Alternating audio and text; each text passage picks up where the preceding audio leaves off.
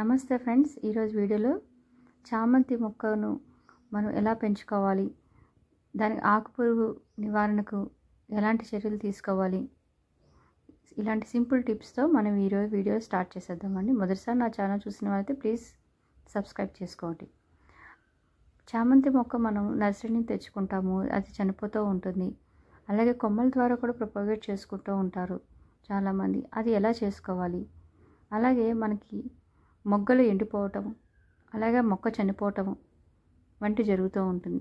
దీనికి రీజన్స్ ఏంటన్నది చాలామందికి డౌట్ వచ్చి ఉంటుందండి. దీనికి మనం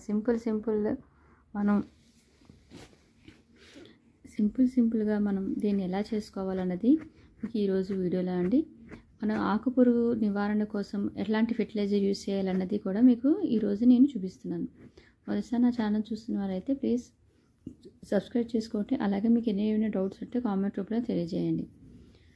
నర్సరీ నుంచి తెచ్చుకున్న మొక్కను మనం చాలామంది చనిపోతూ ఉంటుందని చెప్తూ ఉంటారండి.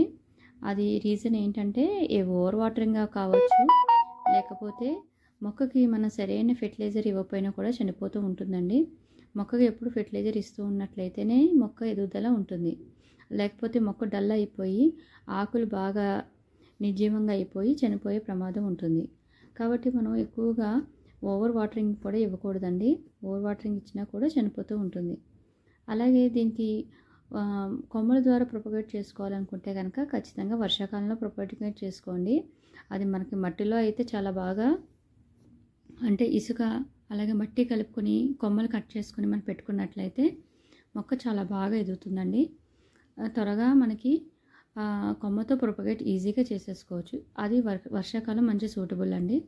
అలాగే వర్షాకాలంలో కూడా మనం కొమ్మలు కట్ చేసేస్తాము కదా, కట్ చేసి కుండీలు పక్క పెట్టేస్తామండి. ఎందుకంటే ఇంకా మనకి మార్చి నెల నుంచి అది ఫ్లవరింగ్ ఆగిపోతుంది కదండి.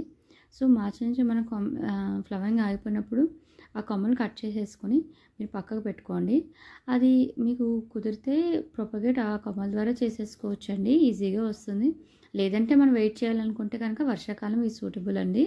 వర్షాకాలంలో మంచిగా మనకి ప్రొపగేట్ చేసేసుకోవచ్చు. ఇంకా దీనికి ఆకు మీద నల్లటి చుక్కలు వచ్చి అలాగే చాలా చీమలు పట్టేసేసి ఆకులు చాలా బాగా పాడైపోతుంది కదండి. తర్వాత అలాగ ఆకులు పాడైపోగానే కొమ్మలు అలాగా వెంటనే చనిపోవడం కూడా జరుగుతూ ఉంటుంది. కాబట్టి మనం ఈ ఆకు పురుగు వచ్చినప్పుడు మనం మెయిన్గా కనుక ఈ అల్లం పచ్చిమిర్చి మనం బాగా గ్రైండ్ చేసేసుకొని ఒక క్లాత్లో వడగట్టుకొని మనం మొక్క మీద మనం స్ప్రే చేసినట్లయితే చాలా బాగా యూజ్ అవుతుందండి.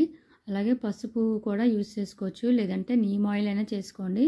లేదంటే వేపాకులు బాగా మరిగించేసుకునండి, దాని వాటర్ అయినా మన మొక్క మీద పోసినట్లయితే మంచిగా స్ప్రే చేసుకున్నా కూడా ఆకులు పచ్చగా చీమలు పడకుండా ఆకుపురుగు రాకుండా ఉంటుందండి.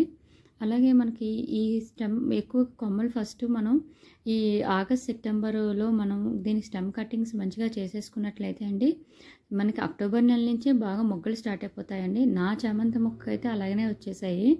ఇంకా డిసెంబర్లో మంచిగా పూస్తాయండి. అలాగే జనవరిలో కూడా మంచి ఫ్లవరింగ్ ఉంటుంది. ఇంచుమించు మార్చి వరకు ఫ్లవరింగ్ మనం చూడవచ్చు. తర్వాత దీనికి స్టెమ్ కటింగ్స్ చేసేసుకుని మీరు పక్కకు పెట్టేసుకుని మళ్ళీ వర్షాకాలం యాజ్ యూజువల్ మళ్ళీ కొమ్మలు స్టార్ట్ పెట్టుకోండి. దీనికి ఇంకా మనం ఎక్కువగా బెల్లం, శనగపిండి అలాగే కౌడంగ్, మంచిగా ఎండిపోయిన కౌడంగ్ను తీసుకునండి. ఆ రెండు కలుపుకొని ఫెర్మెంటేషన్ చేసుకోండి 4 రోజులకి. ఫెర్మెంటేషన్ చేసుకున్న తర్వాత దీన్ని మనం వాటర్లో కలుపుకొని అన్ని మొక్కలకి ఇచ్చినట్టుగానే చామంతి మొక్క కూడా ఇవ్వండి. చాలా ఫ్లవరింగ్ వస్తుంది. అలాగే ఆకులు కూడా చాలా ఆరోగ్యంగా ఉంటుందండి. మనం చూడంగానే చెప్పేయచ్చు ఇది చాలా హెల్దీ ప్లాంట్ అని మనం చెప్పుకోవచ్చు అనమాట అప్పుడు. సో అది కూడా లేని వాళ్ళు ఎవరైనా సరే బియ్యం కడిగిన నీళ్ళైనా చేసుకోండి. ఎవరైనా మనకి కుదరకపోతే ఇలాంటి పనులు మనకి ఈ బియ్యం కడిగిన నీళ్ళైనా పోసినట్లయితే మంచి రిజల్ట్ ఉంటుందండి. మొదటిసారి నా ఛానల్ చూసినందుకు ప్లీజ్ సబ్స్క్రైబ్ చేసుకోండి. Thank you.